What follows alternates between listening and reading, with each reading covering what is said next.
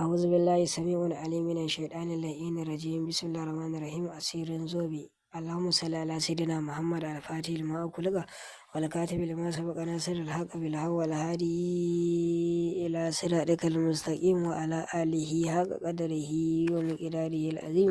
الأمر المسلمين فادin duniya kamar Togo, Nigeria, Liberia, Libya, Saudiya, Saudi Arabia, Tanzania, Burkina Faso, Mali, South Africa da sauran ƙasashe.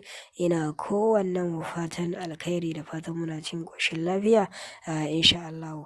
Wannan babba garnaƙaƙi attajirin zobe da kuke gani insha Allah zobe ne wanda yake maganin kasuwa insha Allah, sannan yake farin jini, yake kawo jama'a afuwajen da yawa wajen nema. Ka gaji da jama'a da izinin Allah muna ba da shi, sannan muna aikawa da shi duk inda mutum yake insha Allah.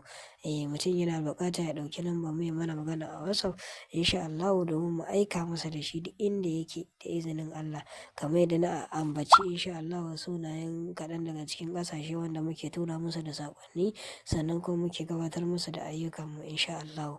Sannan wannan gurgu da kuke gani insha Allah ga zobe na tasrifi a sama wanda za ka iya fitar da dukiya da shi da izinin Allah. Sannan kuma ga wallet nan insha Allah ma'ana jakan tasrifi, ita kuma kawai za ka iya sa ta aljihu, sannan za ka iya barinta a gida. Kullum za ka samu kuɗi, adadin kuɗin da ka buƙata insha Allah da wannan adadin za mu yi amfani mu haɗa ma da ita insha Allah. Bayan mun haɗa ma ita sannan mu aika ma da ita inda kake insha Allah a faɗin duniya, ko kamar Togo, Nigeria, Liberia, Libya, Saudiya, Saudi Arabia, Tanzania, Burkina Faso, Mali, South Africa da sauran ƙasashe.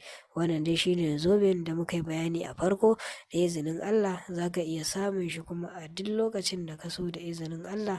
Kawai kai mana magana a WhatsApp number mu 081033048786 insha Allah. A daure a yi mana subscribe, a zaɓi alamar ƙalaurawa, sannan kuma a danna alamar all ta yadda duk lokacin da muka ɗora sabon ɗauka insha Allah na karatu a cikin wannan makarantar ta mai tara albarka za ku gani insha Allah, sannan ku amfana. Sannan kuma a daure a yi sharing